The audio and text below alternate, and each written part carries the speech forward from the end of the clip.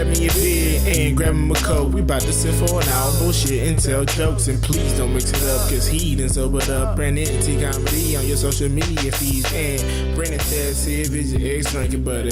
Brandon Taz if it's your ex drinking buddy. Brandon Taz if it's your ex drinking buddy. Brandon Taz if it's your ex drinking buddy. What's up, everybody? Welcome into another episode of Brendan Tassif is your ex-drinking buddy. I'm your host, Brendan Tassif.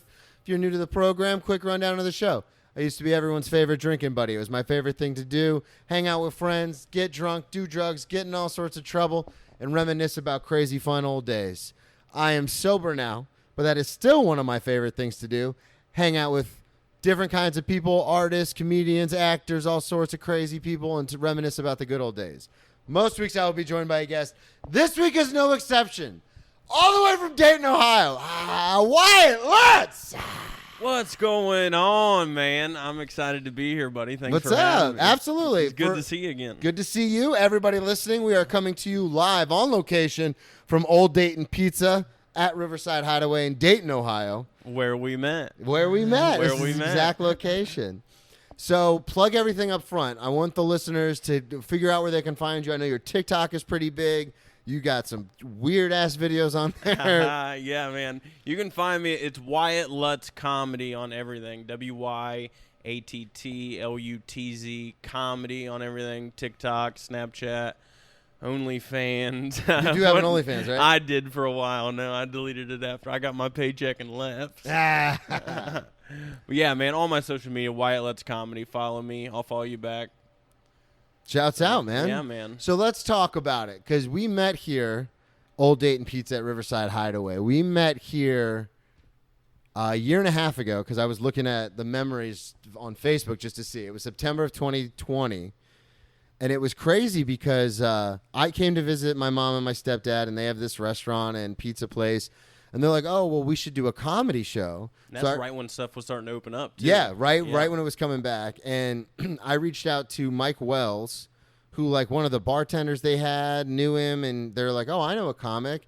So they put me in touch with Michael Wells. Great follow on Twitter. It's very good with the one-liners. Oh, yeah. But I followed up with him, and we got everything together.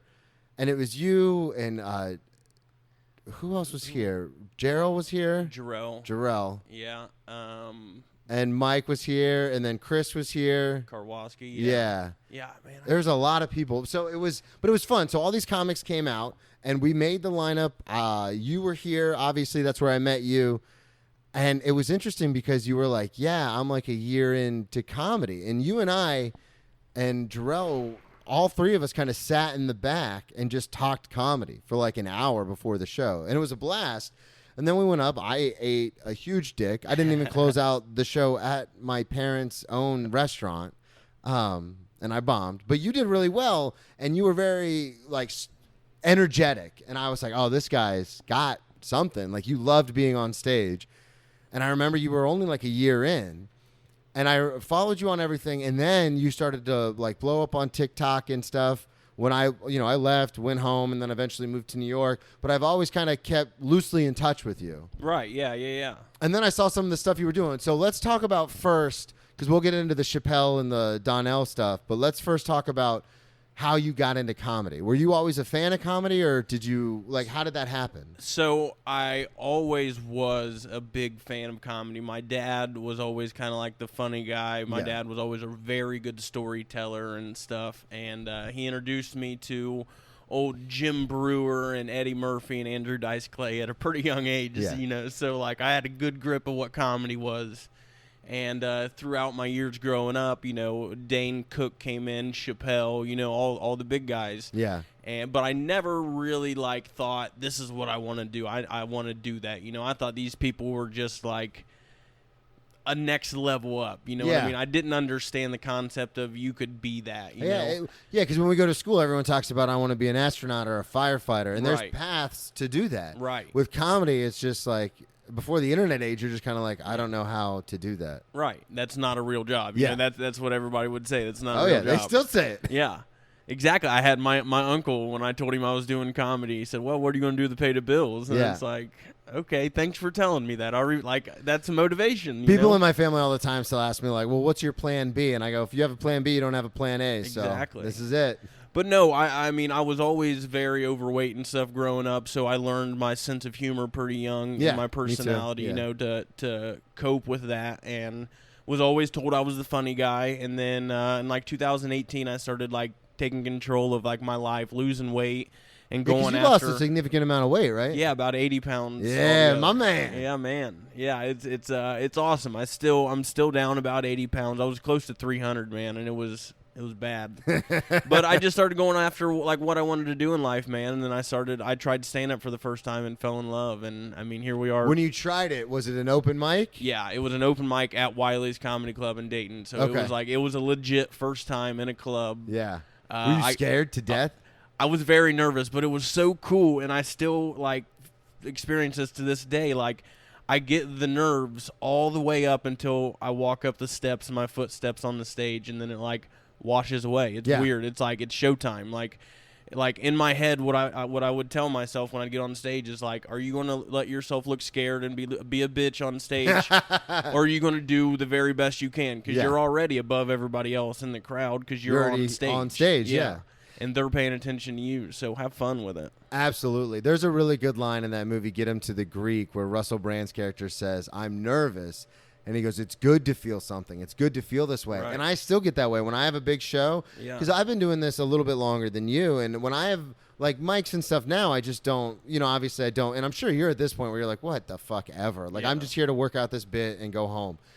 But it's fun whenever you have a bigger show or a show with stakes, like you're auditioning for something. Or it's so, during it, it feels terrible because I'm like, I'm going to vomit. But afterwards, you think about it, it's like, oh, that's fun. Like, that's the energy. Right, that's what gives you that high afterwards. Yeah, absolutely. It's the low to get you that exterior and then high. you fucking go up there and you crush or you bomb, but hopefully you crush, and then you get off and you're like, fuck yeah. Someone gave me a good quote years ago that stuck with me, and I've used it a lot in comedy, and it's the cave you fear holds the treasure you seek. There you go. Like, that's I just got the that's chills, a deep man. one, man. Let's That's go. a deep one. So you started comedy in 2019, right? 2018, you said?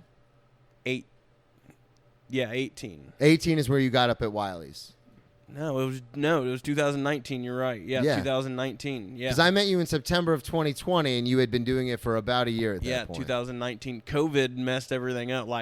So I did comedy for maybe 8 to 10 months, and then COVID happened, and we didn't do anything for 9 months up here. You know, so well, let's talk about it because you let's hang on. We were on the TikTok thing and the social media thing. So what happened with that? Because I reached out to you because I was getting really frustrated, and I was like, dude, I don't fucking get it. Like, why is it I'm putting clips up and they're not getting any views, but then I'll see someone put like the dumbest video up and it gets 1 million views, and you literally text me back. You just go, I don't know, man. It just gets what it gets. Like, it wants what it wants. I have no idea how it works, dude. Because you're up to almost 100,000 followers there, right? Nah, I'm at like 43,000.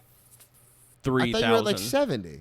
No, Okay. 43,000. That's still a lot. Still, I mean, yeah, for barely putting any effort. I literally just put the most stupidest shit like what you just said. I know, and some of your videos, I'm like, motherfucker. Yeah.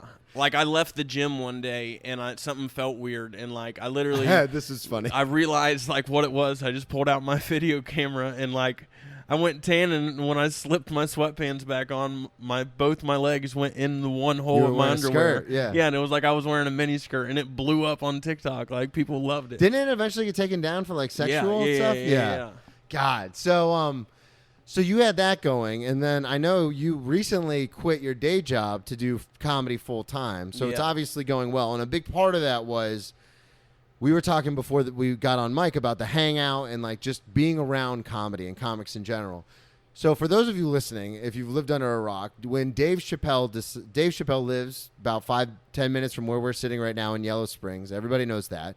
But he decided when COVID happened to do like a summer festival with comics and stuff.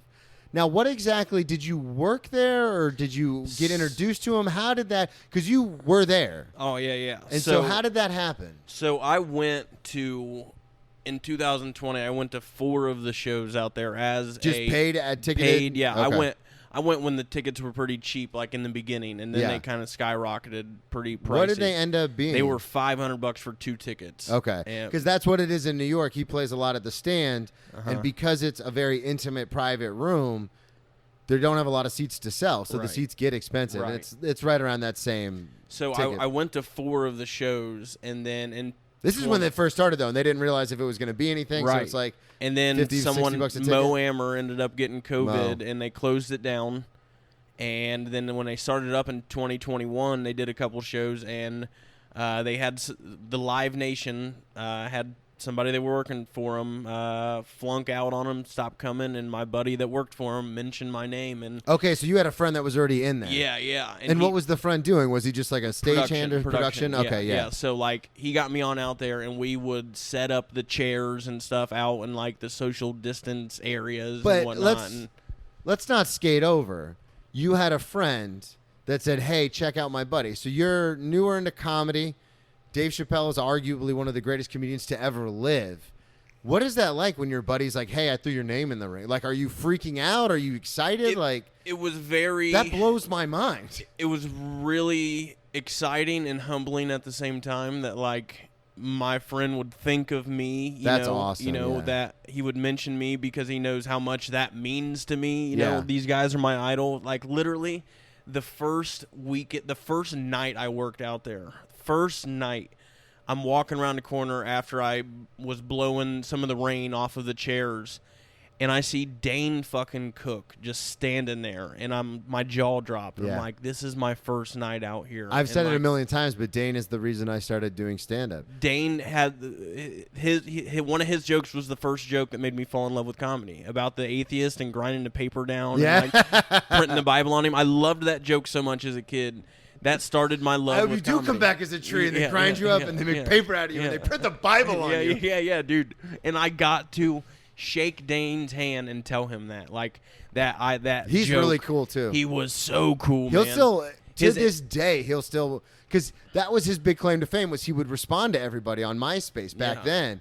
And I remember back in like 2010, I sent him a message, and he's like, "Yeah, just keep grinding." And I had just gotten, like I said, I started in 2009, so I had just started doing open mics. And he replied. Then in 2013, when I got out of rehab, I sent him another message like, "Hey man, I just got, like, we're buddies." I'm like, "Hey man, I just got out of rehab, gonna get back on the horse." And he's like, "Good for you, man." And then fast forward 2022, I messaged him living in New York. Still to this day, he still messages people back. He's like, "Good, man. I'm glad to hear it." I'm like, get the fuck out of here. Dude, I'm literally, his energy, like, on stage and in the movies, that's how he was in person. Like, God, so happy-go-lucky. Like, when these people were at Chappelle's, like, at this venue, they were in, like, a safe haven. Yeah. You know, because you had to have backstage, like, passes to be beyond a certain point so they could really be themselves back here. And, like, I didn't want to bug him, you know? Yeah. He kind of came up to me. He fist bumped me, and, like, that I felt like it was my opportunity, you know? Yeah, and absolutely. when I told him that stuff, I was like, "Dane, I really hope I'm not bugging you, man. Like, I'm just, you know,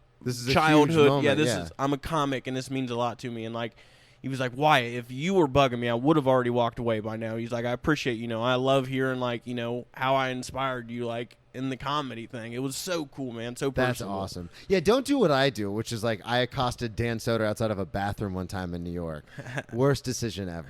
I was just moved there, and the crazy thing, which I'm sure you experienced with Dave's thing, we experience it every day in New York, is because that's where a lot of the comics live. Right. So you literally will turn a corner at a comedy club and you're like, "Holy shit, that's so-and-so and that's so-and-so."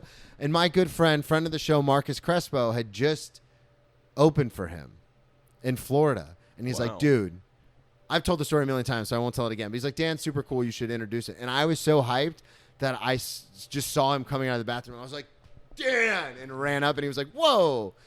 And so I learned very early in New York, don't do that. Yeah. But you already had that mechanism. You already had that in your head. You're like, "I don't want to bug you, but also you're a childhood hero of mine." Right. So that's the first day. Now, was it like that how long did you work there? How often were they doing shows? That weekend, the last night they were there, Dane was out on stage playing a guitar.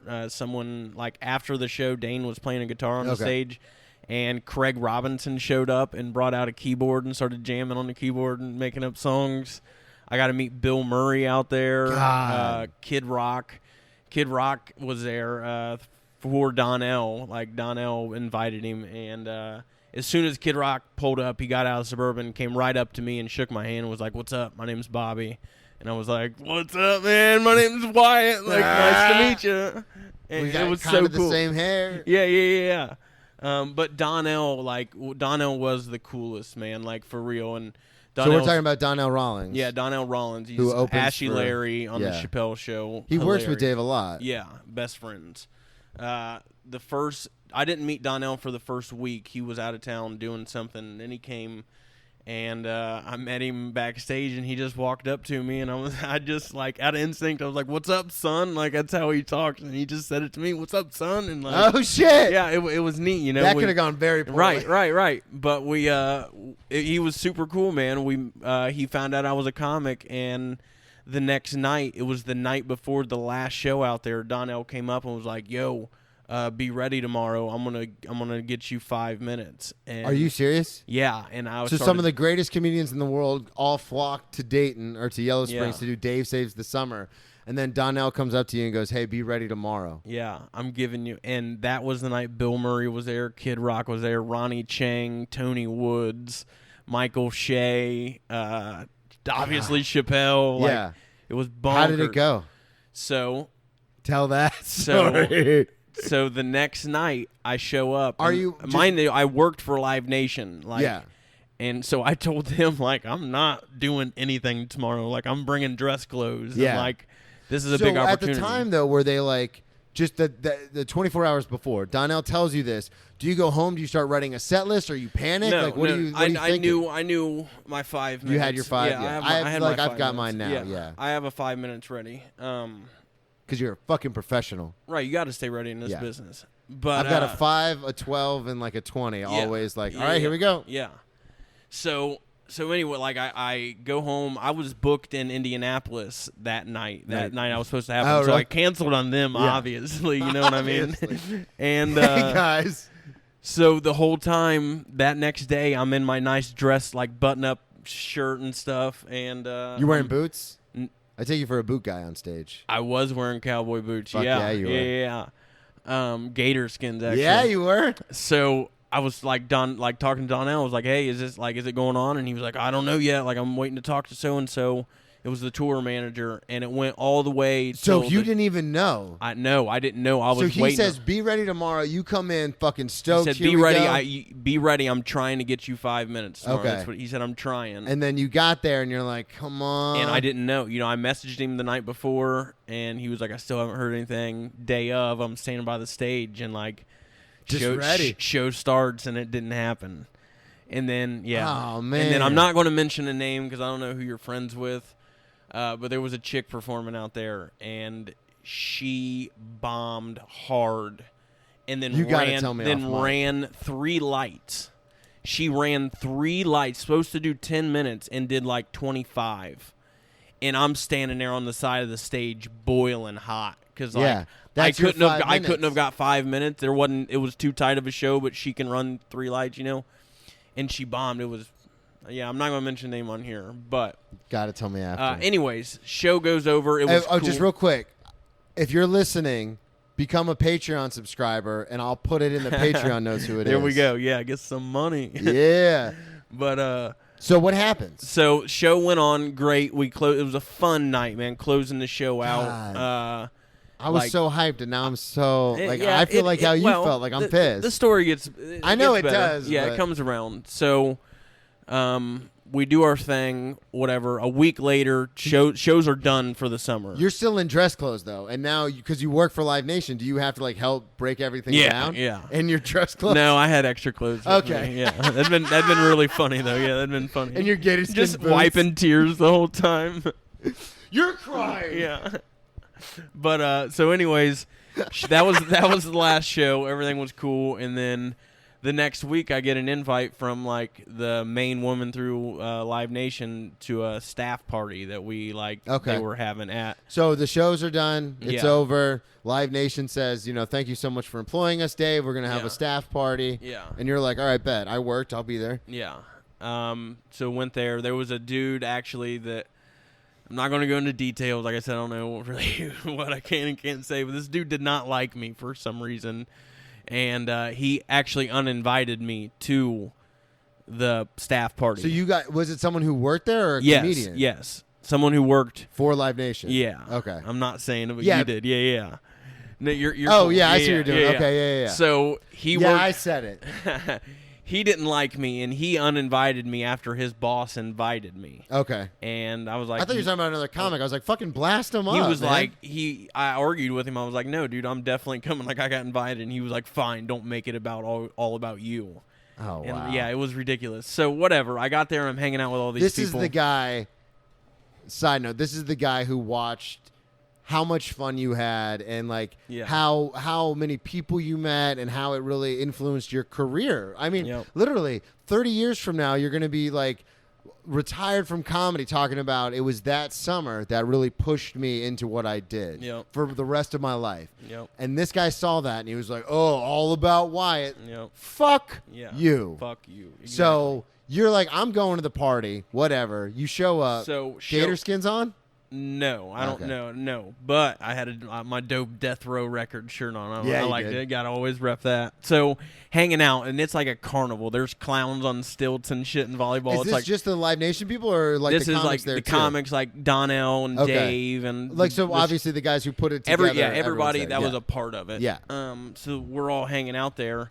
It's at this beautiful log cabin, and then it's like a backyard barbecue, and all of a sudden I hear Donnell on the microphone, and he said, "Yo, son." Yeah, he said, yo, where's Wyatt at? Wyatt, where you at? And, like, I was like, no, there ain't no way this motherfucker's saying this right now. And, like, I walk up there. I'm like, I'm right here.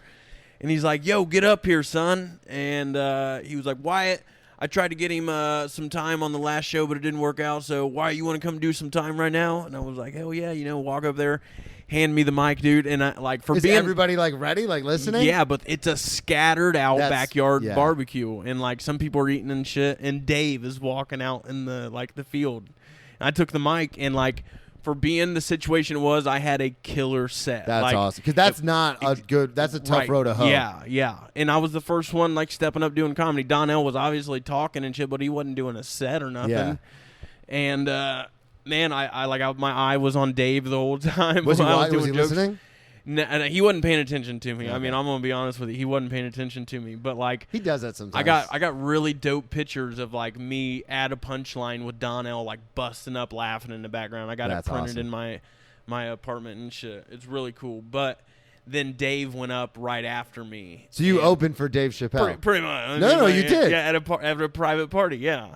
It's sick, but you can leave that last part out. Just say I've opened for Dave Chappelle. Right. I have. I mean, but I feel when I say that, sometimes it puts like a standard that I have to go up to. You know what I mean? Like people are expecting. Like, you're going to use that Chappelle credit. This guy must be pretty damn good. So I got to be on my A game.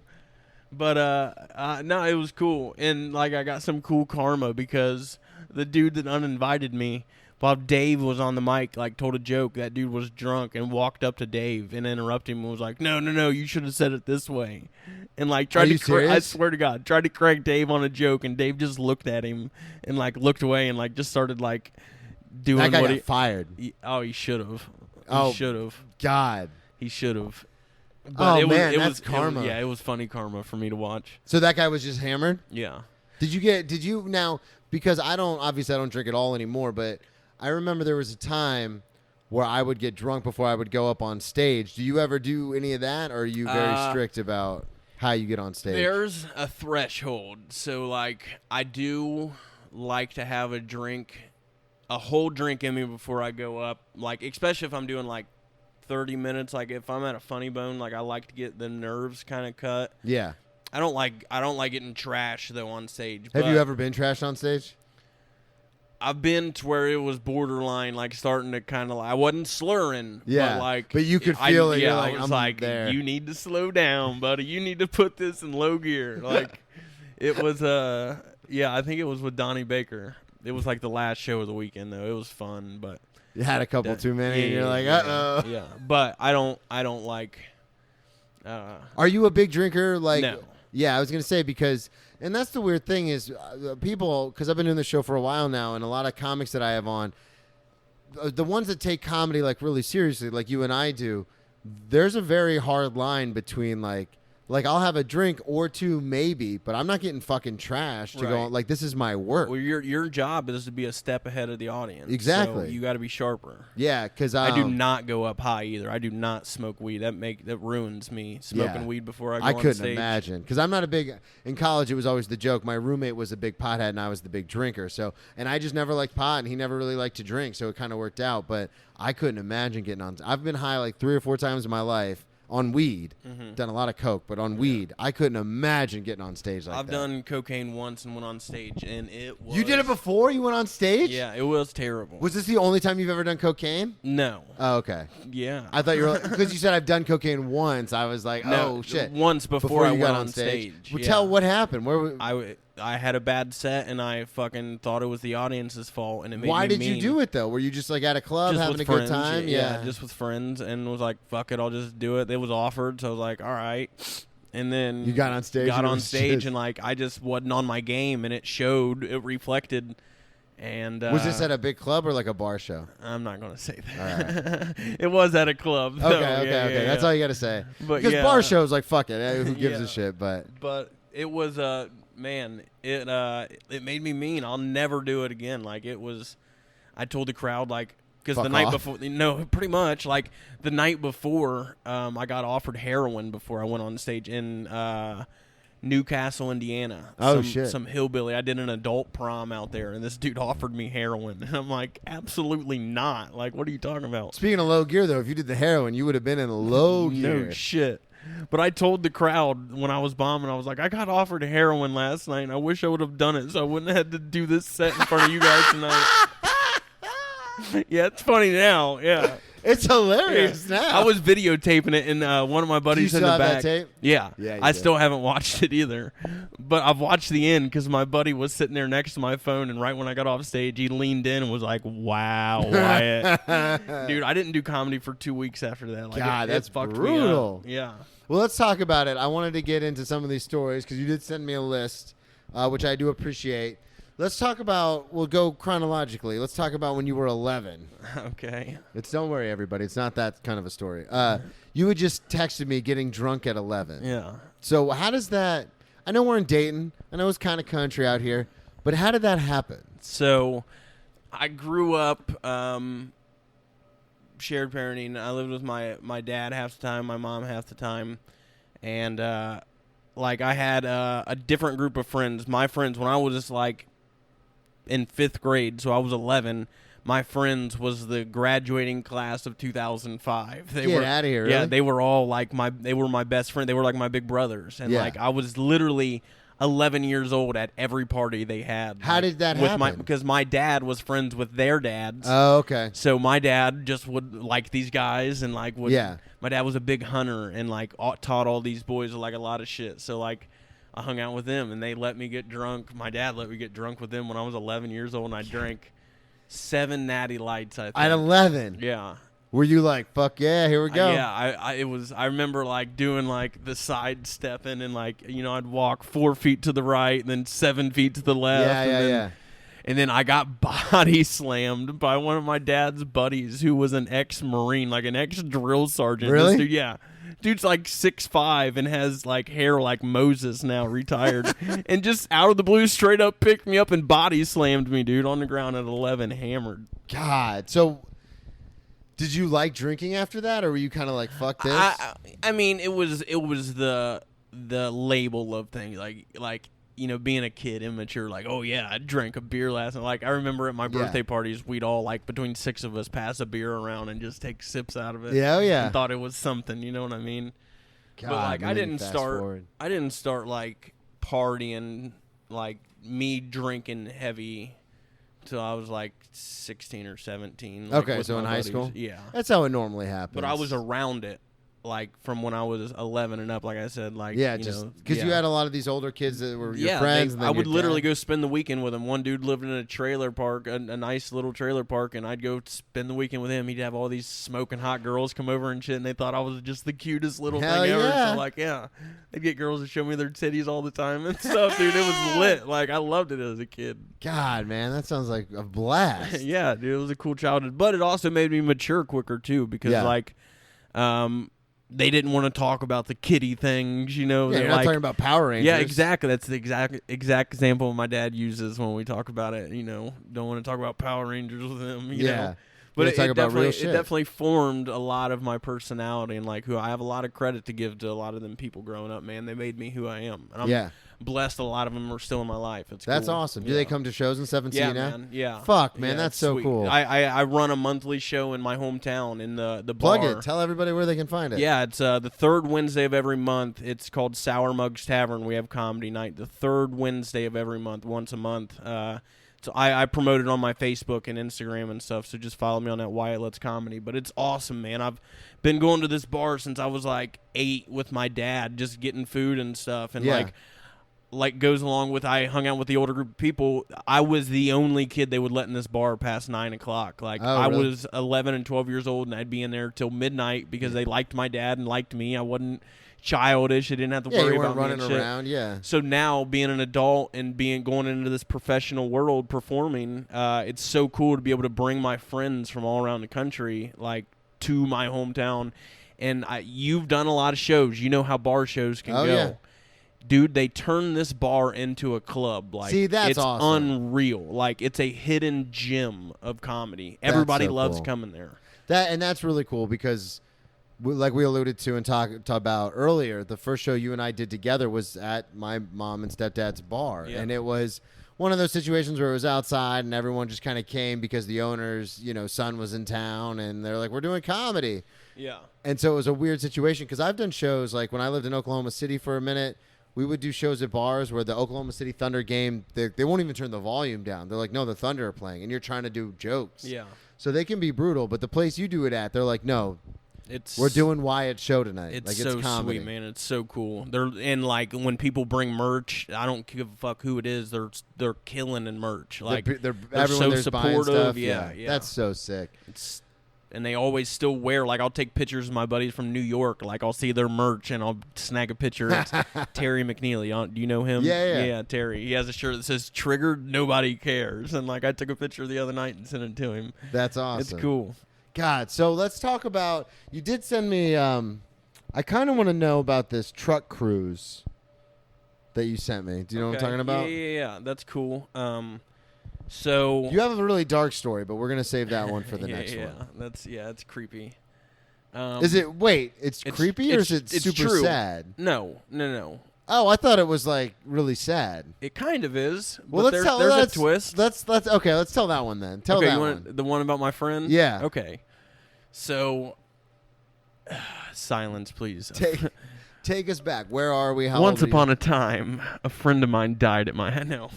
So we I had a group of friends, and we were all at like the Miami County Fair one night, and this is probably 8 to 10 years ago, I'd say. Yeah, okay. I'm 28, so I was I was like 20, so like 8 years ago, and had some younger kids at my house too that were like 17 and 18, trying to keep it going. Right, yeah. Well, we were partying at my house. My dad was away and shit, and we had some girls over and whatnot, and I made, like, Harry Buffalo, like, with the fruit and all the liquor and different Kool-Aid and shit. And we were all drinking that, having a good time, and then all of a sudden, someone runs in and is like, "Hey, so-and-so is laying face down in the middle of the road." And it's midnight. And, like, I lived on a busy, like, people flew down this road. Yeah. So we go out there and drag him, like, up, like, get him to come up. Like, we thought he was just fucking around faking it. And also we bring him in, like, the mud room in my house. And he's What's a mud room? Like, where you walk in and, like, kick your shoes off. Oh, okay. And, like, where a we rug call them is. sunrooms in Florida. You call them yeah. mud rooms Yeah, up here. mud room in the country up here, I guess. So, he's kind of laying on the ground there, not really being responsive, and then he'll come to, and, like, these girls are saying, "Oh, we need to call an ambulance. We need to call an ambulance." I'm like, fuck that. Like, he's faking it. Like, he's just fucked up being a dickhead. Yeah. And this went on for like 10, 15 minutes. And so he's out of it, and then he'll come to, yeah, and then he goes out of it? Yeah. You're like, stop being an asshole. I love the guy to death. This is not me talking shit about him, but he was kind of notorious for, like, that kind of attention. Pranks, like, yeah. wanting attention like that. And so, like, we took him outside or something and laid him on his back, and this dude started seizing and bouncing off the ground like a foot. Like, literally from his back, a foot off the ground, seizing out. And, like, I'd lean him up, and then he started, like, dry heaving and shit. So I shoved my fingers down this dude, my friend's throat, and got him to puke and, like, gagged him. And, like, he started throwing up whatever was in him. But every time we'd lay him on his back, dude, he started seizing. So we did call the squad, and the squad. You got it. Yeah, at that point, at that point, right. yeah. Maybe he's telling the truth this time. So, so we call the squad. Squad comes, and some of the cops where I live, and I knew the cops, thankfully, and they take so and so in the squad and start rushing him off, and the cops kind of sticking out front of my house talking to me. And at this point, I had all the underage kids, like, run to the back in the woods, like, go leave, you know. And we're sitting there talking to the cop, and he's like, hey, man, I'm not trying to, like, ruin your night anymore, but I just got a call from the squad, and your friend's flatlined 3 times. Like, he's probably not going to make it. And I was like, holy shit. Oh, you're fucking kidding me. Like, it's crazy, you know. So he's dying. Yeah. And he was like, Wyatt, tell me right now, you been drinking tonight? And I was like, yeah, I ain't gonna lie to you. Like, we've just been here, just, you know, it was, at this time, it was 2 girls and me and my other buddy. Yeah. And I was like, we've been just chilling here. He got dropped off, whatever, you know. And the cop leaves. He was like, I was hoping you wouldn't lie to me, blah, blah, blah. Just, I'll let you know updates on your friend, and left. And we didn't hear nothing. We're calling the ambulance. So you just assume he's dead? Yeah, assume that he's dead. We're calling the hospitals, trying to see where he's at. Can't find anything. All of a sudden, we barely got any sleep. All of a sudden, at noon the next day, this motherfucker comes to my house. Get the fuck out of here. Walked in my fucking house, dude. Are you fucking with a hospital serious? band on and a gown on. Just walked in my house. Someone dropped him off. And he had paperwork that said that he had 8 different substances in his body. From what? Was he just out partying? No. Before he got to your house? No, or? he was with us at the fair. Oh, God. We were at the truck pulls, and then we all came back to my house. Nobody else got drugged. Like, what the fuck? God, so what is he? He's fine now. To this day, yeah, he's still alive? Stupid, but yeah. God, you literally wrote, friend died at my house, and I was like, He oh, did. Man. The motherfucker died, Yeah. dude. God, that's was insane. crazy. It was nuts. One of the scariest moments of my life. What did you think when he showed up? Were you just like, this motherfucker? We were flabbergasted. Like, Yeah. we didn't know what to say. Like, God. jaws dropped because there was like 8 of us at my house. Like, what are we going to do? Yeah. God, that's insane. Well, now let's do the truck cruise. What does that mean? So the truck cruise was, I had a neighbor of mine. This is back in, I think, 2012, I want to say. I had a neighbor. So you're not doing comedy. You're just kind of hanging out, Yeah, just I working. just graduated, yeah. And because you grew up in this town, right? This is where not this town, area. but you're, My hometown is called West Milton. So a neighbor of mine, he ended up passing away from epilepsy in his sleep. He had a seizure in his sleep at 24 and oh my died. God. Yeah. And he was a good I get friend so of worried mine. about that because I've from all the concussions from football and stuff. He was had a football seizures player. well into That's my exactly what that was. I one of the last seizures I had that really panicked me. I was like 28 and just out of nowhere. Since I quit drinking, it's really helped. But still, between he was a heavy partier. Yeah, Demaryius Thomas just had the seizure in his shower. That's how he died, the guy for the Broncos. Yeah. And then you're talking about your friend, and it's like, oh, Jesus Christ. Yeah. So this happens. So I was pretty yee redneck back then, and like I'd What lifted. do you say back then?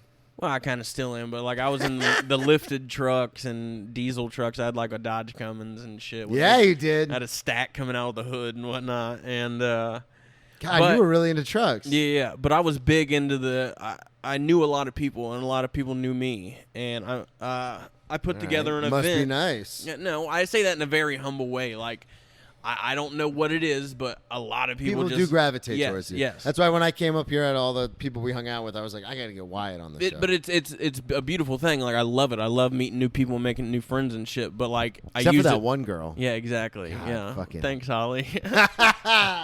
We're bringing it back. Yeah, bringing it back. No.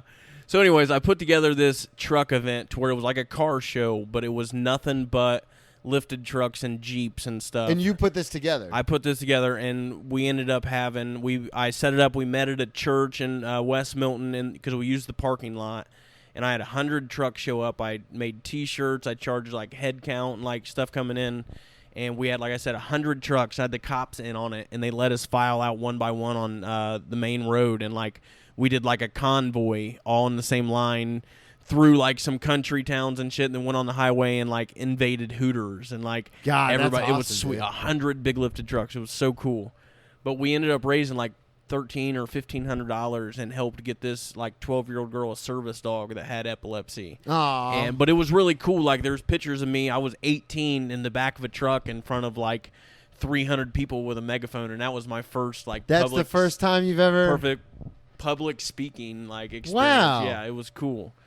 And I still remember like the anxiety and like I shake sometimes like on stage because Yeah. my adrenaline's like Because you're going fucking so much. going, man. Yeah, but it was a real cool thing. I ended up having a couple more, and then I kind of got burnt out on. I didn't get burned out, but I kind of got burned on one. I didn't even like make over my profit on the shirts. A friend of mine died and like had a young son. I was trying to raise some money for him, and like it just. There was a lot of drama that came with it. Yeah. With just inner things, and like it did not. And then work you were out. like, I'm out. I still got like 80 shirts. Do you really? Yeah. And this was in like 2018. God.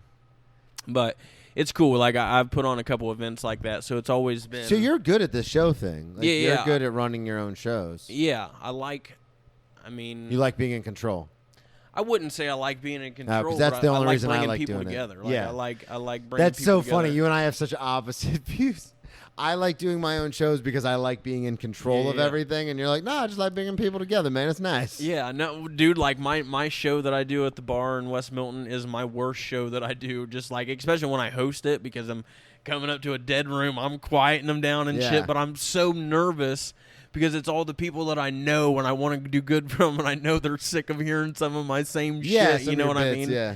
So like, obviously, it forces me to write more, but like, it's hard to get when you're hosting a cold room warmed up so you can try your new Yeah, shit to see because if it that's actually the thing works. is if you just go in there when they're, because that's Yeah. the problem not problem, but that's the whole thing in New York is all the open mics are just like 12 or 10 comics because there's such an oversaturation of comedy. No one's Yep. going to go to an open mic. Like in Florida, I'm sure just like in Dayton and this area, like open mics are shows. Like people will show up and they'll bring their friends and they're like, come see me do stand up. Right, Because there's not an oversaturation of comedy. But in New York, it's just like comics. right. So like you try new material, but you're like, I don't know. I have no idea if this is funny or not because everyone's just staring at their phone.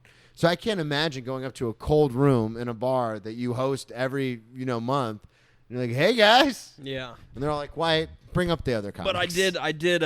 We talked a little bit, I think, off mic. But I had my 1 year anniversary. I've done it for like 14 months now, I think. Yeah, 15 you were months. talking about you just had the 1 year. But yeah, I had my 1 year anniversary. It was really cool because my best friend is Vince Morris. He's a established comic. He's been in it 30 years, and Wow. he's been on like HBO and Comedy Central and shit. But he Shout lives out like Vince. he lives 10 minutes from me, and we're just best friends. He's this bald black dude that like Yeah. it's we're the complete opposites. You'd see us, a white boy with a mullet and this bald black dude, but we're literally best friends.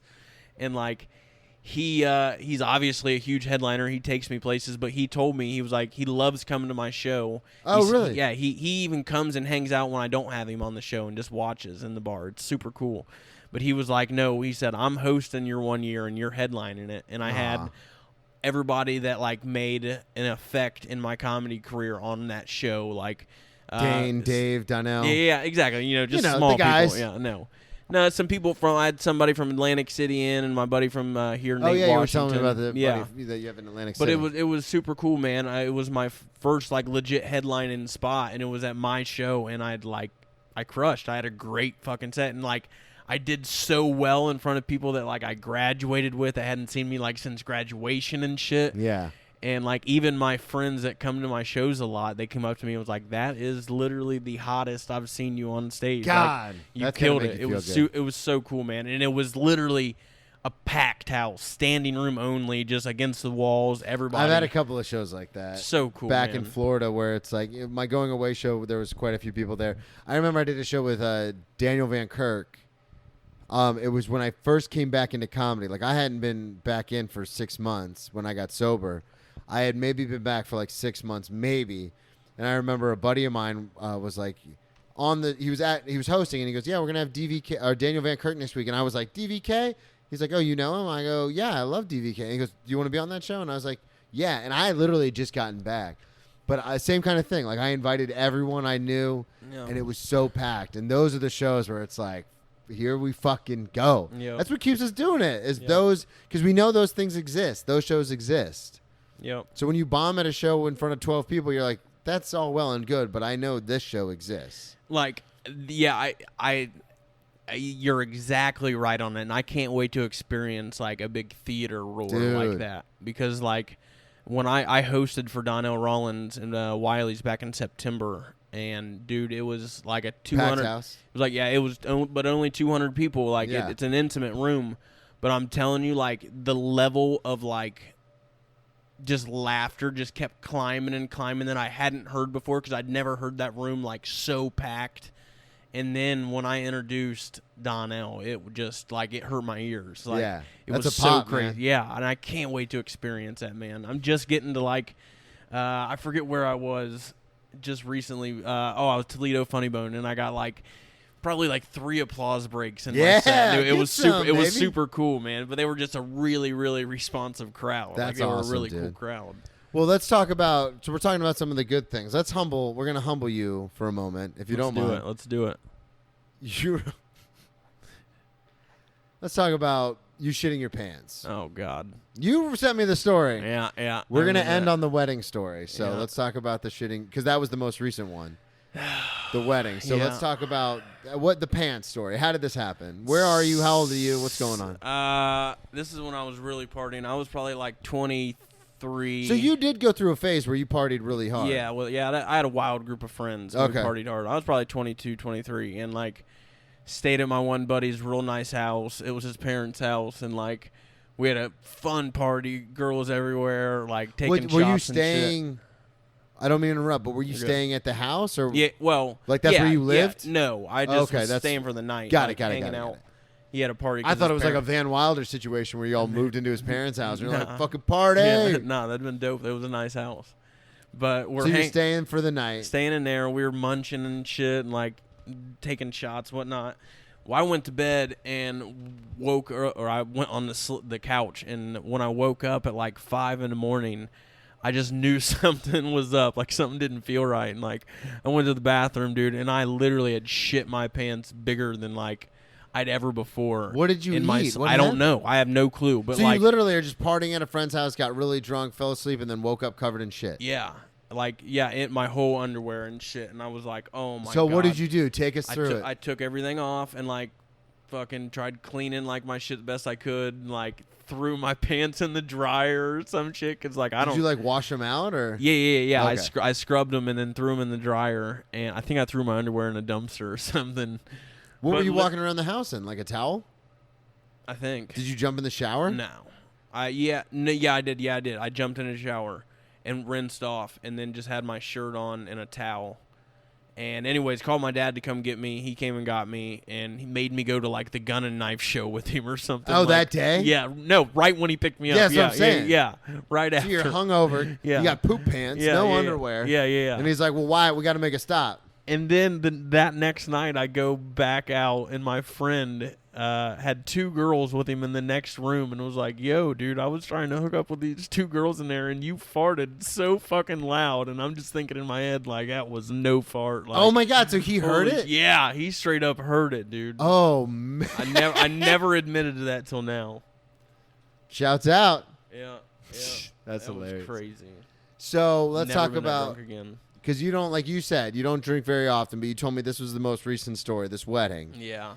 Yeah, it happened. You said that with kind of the sound of your voice was kind of like, yeah. This past weekend, I feel it just happened. Yeah, I feel like an asshole about it, man.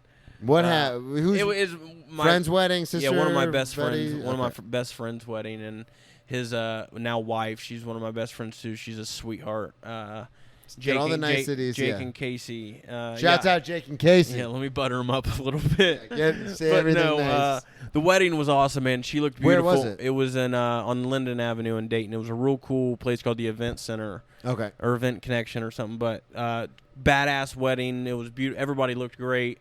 But we just started drinking. The wedding was at 4:45, and we had to show up at noon and just hang out in this room by ourselves. And they had liquor. Were you in the wedding party? Yeah. Oh, I was a that's groomsman. why, yeah. I was a groomsman. That's why you had to get there so early. Yeah. So that's why I feel like an asshole too, because we started drinking so early and like pounding shit. So it's like noon, and you're like, well, what are we gonna do? Yeah, well, let's other have a couple than of drink. drinks. Yeah. So what And were you drinking? Champagne or beers? No, or? we each got a pint of whiskey in our bag, and then there was a cooler full of beer. We were so pounding. he gave you guys as a gift a pint of whiskey. Yeah. That's a. Yeah. You gotta give the gift after. Yeah. So I was the only trio. So it was me and another groomsman walking with this chick. So there was 3 bridesmaids and I think 5 groomsmen altogether, something like that. So we had like her walking in the middle, and we were trying to think of what we were going to do to walk into the reception. We had to stand out. We were the first people walking in. So we got a bunch of ones, like $single bills, and we were going to throw it on her when we walked in. And we were That's fun. Yeah, it was cool. Like we were all focusing on that and shit. Well, in the wedding ceremony, we're standing up there waiting on the bride to come out. All the groomsmen and bridesmaids come out.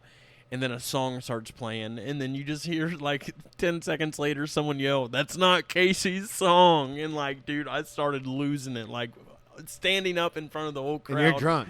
Yeah, I'm drunk, biting my lips, like, shaking, trying not to laugh, and, like, like, hold it together. And then, like, they let the whole song play out. Like, that was the wrong song, and then they started her song. And she looked great coming down the aisle. Everything went great. We walked out. And then that's where we started taking pictures in this, like, stall room, and that's where I blacked out, I guess. You blacked out? Because I just came to sitting, eating my food, sitting in front of everybody. And, like, I looked at the groomsman I walked in with. I was like, dude, did we do our walk-in yet? Like, what the fuck? And he was like, yeah, what are you talking about? We just did it. He was like, it went great. Everybody loved us. And you were out. I have no recollection of it at all. I can't remember a single second of it. And I was there, and we killed it. But then, like, so we're sitting there, and like I said, the wedding started at like 4:45, and we probably got in the reception place at like 6 something, and I left at 8. I texted my mom. I had several people come up to me, and I was like, man, I'm pretty fucked up. And they were like, yeah, we can tell. And I'm my God, really? I was like, yeah, that's my cue to, like, get out of here. So like, people were coming up to you like friends, not in a mean way. But they're just like, talking. hey, man, you're kind of loosey-goosey. Yeah, and I was like, yeah.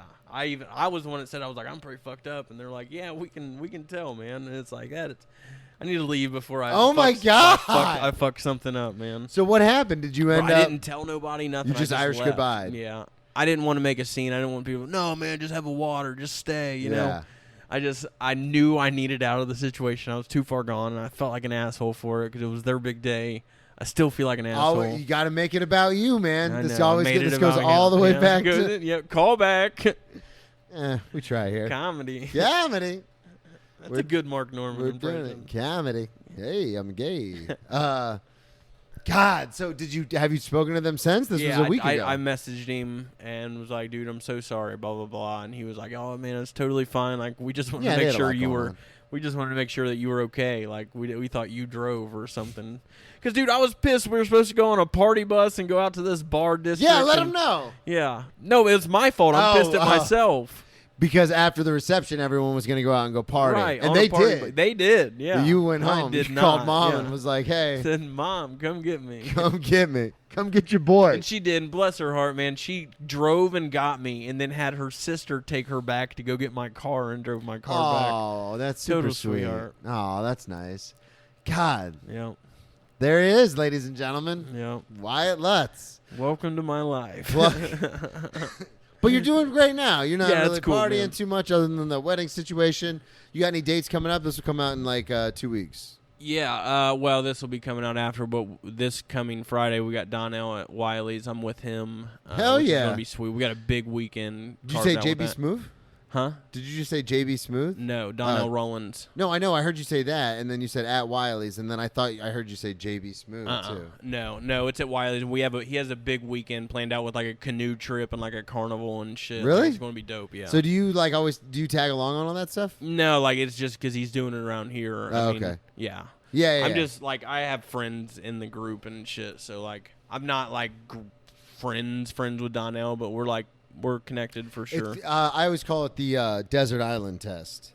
Yeah. It'll make sense. So, because I always joke with my girlfriend Savannah, friend of the show, I'm always like, yeah, I'm friends with so and so. Like I'll see someone on TV and I go, hey, I'm friends with that person, and she goes, are you friends or have you met them a couple times? Yeah. So I call it the desert island test. I can call you a friend if we got dropped on a desert island and there's 1,000 people there. You don't know any of them. If you and I saw each other, would you go, hey, I know that guy? Yeah, absolutely. And if that's the case, I can say, hey, that's my friend. Yeah, I agree with that 100%. Yeah, desert island. So Donnell Rollins is your friend. Yeah, we're desert friends. We're desert island friends. Yeah. I do it all the time, especially with like bigger name comics, because my girlfriend is always just like, you don't know them.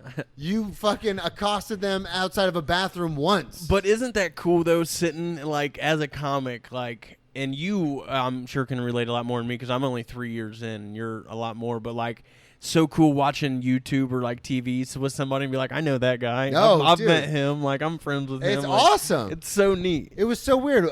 Shout out to Matthew Broussard. We were. That's a McConaughey. Yeah. Just finished his book. Is it good? It's good. I heard it's it weird. If you read it in his voice, it's very much Matthew.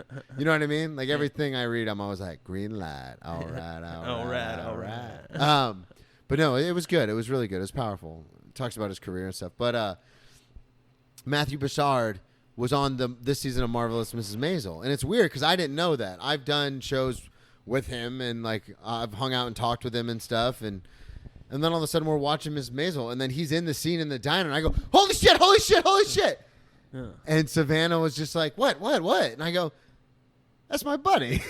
It's the weirdest thing. My a friend of mine, her sister is a comic, and she's in Marvelous Miss Maisel. She's the secretary. Oh, really? Yeah, at the corporation she works at or whatever. Yeah. I forget her name. Abby's my friend. She worked at the Dayton Funny Bone. She was a server here. Oh, really? Yeah. Yeah, they it's so weird too because outside of, and I know you can relate to this because you live in a smaller town and in the middle of the country. So outside of New York and LA, you forget, or I guess I should say in New York and LA, you don't realize how it's so small. Like the people, like the network of people on TV. So here in Dayton, Ohio, if I watch Marvelous Mrs. Maisel and I was like, hey, I know that guy, my mom would be like, holy shit, that's nuts. But in New York and LA, they're just like, that guy was Steve. our fucking, that was our server like 2 years ago before he got his big break. So it's so bizarre because here it's crazy because working at Wiley's and the Funny Bones and stuff, you get to meet very famous people. So you hang out with them all the time. But then you go to some of your friends and you're like, oh, yeah, that's my friend. And they're like, get the fuck out of here. Yeah. So it just all depends on the circles you run. And, because you hang out at those comedy clubs, you get to see that stuff. Right. And it's fun. It's friends cool. Text me like, your life's a fucking movie, man. Like, what the fuck? But then, it's true. But then if you were to go to L.A. or Chicago or New York and have to start over, you'd be like, man, I fucking hate this. Yeah. I say it all the time. I'm doing the same thing in New York that I would do here, that I did in Florida. I wake up, I go to the gym, I walk the dog, I go to work, and then I go do comedy stuff. Yep. Only difference is the city that I'm in. Yep. But on paper, it looks so much cooler to say I do comedy in New York than to say I do comedy in Jacksonville. Yeah. And that's only because of other people's perception. Yep. There are killers in Florida where I'm from. There's killers up here, the people that we did the show with. There's great comics everywhere. So it's so bizarre to just be like, just because I saved the money to make the move. And the other thing you have to take into account, too, is you're established here. You've only been doing it 3 years, but you're established in this area. Right. If you got up and moved, you'd have to start over. See, that's why I'm content with staying around here. Like, that's the hardest opportunities part that I've already had. Yeah. Plus, you're working with big comics at clubs and stuff. All anyway. it takes is one of them big comics at a club to say, "I like hanging out with you. Come on the road. Here's my dates. Tell me what dates you want to work with me." Yeah, exactly. It's all it Which takes. is the same exact thing that can happen anywhere in the country as long as Anywhere. there's a good club. Anywhere. I decided, hey, I'll go to the most expensive city in the entire country. And I love New York, and it's provided a lot more opportunities for booking people on the podcast and just getting seen and stuff. But realistically, anybody can do comedy anywhere in the country. Right. It's not that outlandish. It's just, plus I do like the validity and the validation that comes with saying I'm a New York comic. Yeah. Because there is something about, Dave Attell and Tom Rhodes and all those guys. There's something about that. I'd love to meet Dave, man. He's such a good comedian. He's a very nice person. I've heard that too. Yeah, I've smoked cigarettes a couple times with him. He's a very sweet guy. Probably my favorite Netflix special is the Bump and Mics with him and Jeff Oh, Ross. yeah? Yeah. God, that's good. Dude, you probably never saw it because you're a little younger than me, but Insomniac with Dave Attell. I never watched much of it. Look it up on YouTube. It's super cool. He goes to different cities. This is back when he was drinking and would party with the locals and then go do local shit. That's cool. cool. Stuff you don't read about in the tourist magazines. See, I seen I found, I think it was on either Paramount Plus or Discovery Plus. I think Paramount Plus. But they have Dave Attell's The Underground. You ever watch that? No. It's like rough comedy, like dirty comedy. Yeah. But it's all these Big J's on there and Shit, I gotta watch a couple that. other people. Joe List is on there, I believe. I love Joe. Yeah, it's really good. God, we could sit here and talk comedy And forever. then the Jeff Ross where he roasts the inmates in the prisons. Oh, have you seen yeah, that? yeah, That yeah. shit's cool. I did see that. Yeah, shit's that good, one's man. fun. God, well, tell everybody one more time where they can find you. Plug everything again. Yeah, it's Your Wyatt show, Lutz. Yeah, all the Wyatt Lutz social media. Comedy, all social media, Instagram, TikTok, Snapchat, Facebook, OnlyFans. Yeah, you want to watch me do the helicopter on your phone screen? No, man. Yeah, just follow me. Come out, see a show. Check us out. Follow Brendan's podcast for sure. Aw, that's this sweet. is been a fun time, man. I've really enjoyed talking to you. That was a blast, man. Yeah, man, for sure. Thank you, everybody, so much for listening. Brendan T. Comedy on all social media, at Brendan T. Comedy. BrendanTComedy.com. I'll be at the Stand June 29th, so come out for that show. It's my big break. Whoop, whoop. Also, check out Old Dayton Pizza at Riverside Hideaway, where my mom and stepdad work, because they own this bar, and that's why we're here. The pizza is fantastic. It is good pizza. I do appreciate. Follow us on Patreon, and we'll talk to y'all next week. Later.